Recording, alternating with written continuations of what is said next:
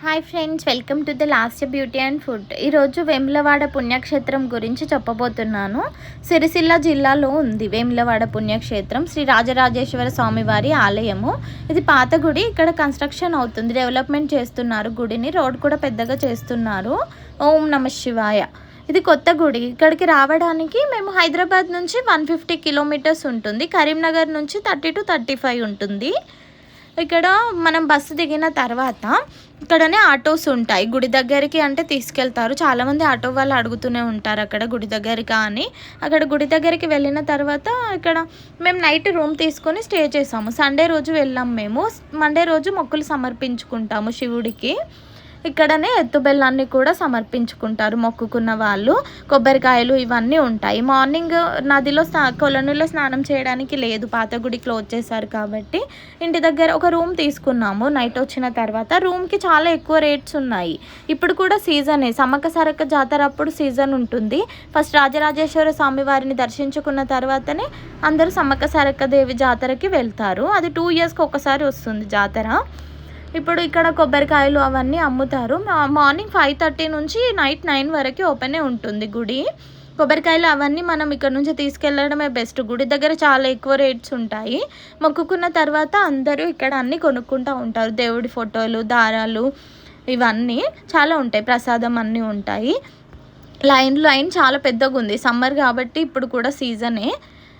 లైన్లో వచ్చేసి కోడె అంటే ఆవు. కోడెని కట్టుటకు కూడా ఒక లైన్ ఉంటుంది. నార్మల్ దర్శనంకు లైన్ ఉంటుంది. టికెట్ వాళ్ళకి లైన్ ఉంటుంది. కోడె కట్టడానికే చాలా పెద్ద లైన్ ఉంది. నార్మల్వి చిన్న చిన్నగానే ఉన్నాయి. కోడె అంటే ఆవుని, కోరిక నెరవేరిన వాళ్ళు ఆవుని కోడెని కడతాము అని మొక్కుకుంటారు. జత కోడెని కూడా కడతారు, నార్మల్గా ఒక కోడెని కూడా కడతారు. కోడెని కట్టేటకు దారి 200 టికెట్ ఉంటుంది. దానిలోనే లడ్డు కూడా, ఒక లడ్డు ఫ్రీ ఇస్తారు. ఇది లైను ఒక 3 to 4 hours అయింది లైన్లో నిలబడితే. సో అక్కడికి వెళ్ళిన తర్వాత ఏం తెలియకపోవడం ఏమి ఉండదు. అందరు గుడి దగ్గరికే వెళ్తారు. అలా అడిగి వెళ్ళండి, లేదంటే అలా వెళ్తూ ఉంటే గుడి వస్తుంది. అందరూ వెళ్తారు. సో దీని చరిత్ర ఏంటి అంటే, ఇక్కడ పాలించే రాజు ఒక బ్రాహ్మణుడిని చంపడం వలన తనకు ఒక శాపం తగులుతుంది. శాప విముక్తుడు అవ్వడానికి చాలా ప్రదేశాలు తిరుగుతాడు. చాలా గుళ్ళు, గోపురాలు, పుణ్యక్షేత్రాలు అన్నీ తిరిగిన తర్వాత రాజరాజేశ్వర స్వామి ఆలయానికి వచ్చి కొలనులో స్నానం చేస్తూ ఉండగా అతనికి ఒక శివలింగం దొరుకుతుంది. శివలింగాన్ని నడి ఒడ్డుకు వచ్చి దర్శించుకునేటప్పుడు తనకి శివుడు ప్రత్యక్షమై నువ్వు నీ పాపం నుంచి విముక్తుడు అయినావు అని చెప్తాడు. అంటే దీని అర్థం, ఈ కొలనులో స్నానం చేయడం వలన ఏమైనా మనం పాపాలు చేస్తే తొలగిపోతాయి, చర్మ వ్యాధులు అలాంటివి రాకుండా ఉంటాయి అని ఇక్కడ ప్రజలు నమ్ముతారు. అందుకనే కొలనులో స్నానం చేస్తారు. ఇప్పుడైతే అక్కడ చేయడానికి లేదు, కన్స్ట్రక్షన్ అవుతుంది కాబట్టి మనం తీసుకున్న రూమ్లోనే మార్నింగ్ తలస్నానం చేసి అందరూ దర్శనానికి వస్తున్నారు.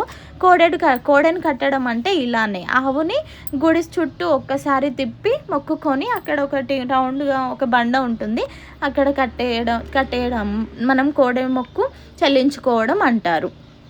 ఇంకొకటి చావదీయడం అని కూడా ఉంటుంది, కానీ ఇప్పుడు లేదు. గుడి కన్స్ట్రక్షన్ అవుతుంది కదా, అక్కడే ఉంటుంది. ఇలా బయటికి వచ్చే దారిలో కొబ్బరికాయ కొట్టడానికి ప్లేస్ ఉంటుంది. కొబ్బరికాయ కొట్టి అందరూ బయటికి వెళ్తున్నారు మొక్కులు అయిపోయిన తర్వాత.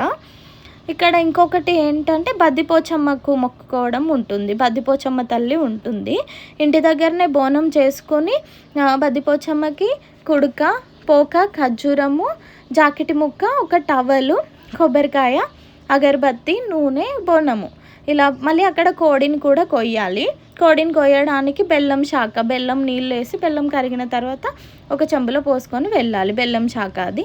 ఇంకా లాస్ట్లో ఇక్కడ లైన్లో వెళ్ళేటప్పుడు శివలింగాలు అవన్నీ దర్శనం ఇస్తాయి మనకు. శివలింగాల దగ్గర ఇంటి దగ్గరనే మనము బియ్యము, కొన్ని చిల్లర పైసలు తీసుకెళ్ళి అక్కడ వేసి మొక్కుకోవచ్చు. ఇలా బోనం చేయడము, ఇవన్నీ ఇలా ఒక బేసన్లో పెట్టుకొని బెల్లం శాఖ, బోనం తీసుకొని శ్రీ బద్దిపోచమ్మ తల్లి దేవస్థానానికి వెళ్ళాము. అక్కడే పక్కనే ఉంటుంది. ఇక్కడ గుడికి వచ్చిన వాళ్ళందరూ ఇక్కడ బోనం సమర్పించుకుంటారు.